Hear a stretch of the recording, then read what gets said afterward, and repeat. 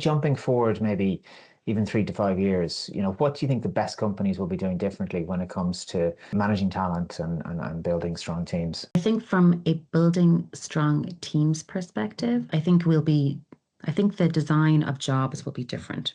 What do I mean by that? I think that your job design will focus on no longer so much on the administration, so the actual job needs to be done perspective. It'll actually start focusing on job satisfaction and job creation.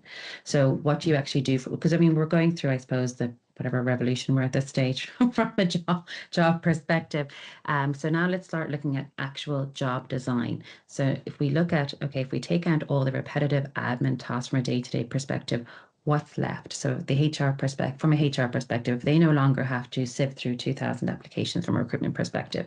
If they no longer have to answer 600 questions from people looking at, from a day-to-day perspective, looking at for their maternity leave policy and miscarriage policy and all of whatever it is, um, what can you start doing with your time? So Mhm. so now let's start to decide jobs. Okay, so what's the output? The output is that let's focus on, for example, from a pay transparency perspective or a gender pay gap perspective. What do we now want to actually do and actually influence within that company? Who do we actually want to be? So you no longer start to just be lost in worlds of admin and start focusing on actually having an impact on your job that actually impacts the company's culture and future of the company. Yeah, yeah, no, that's a great point.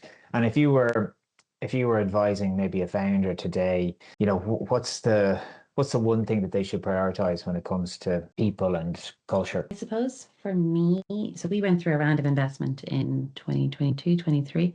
We did all the wrong things. So, and It's a so, good way to start. yeah. Yeah, So yeah. what I would say from an advice perspective is that don't hire too many people.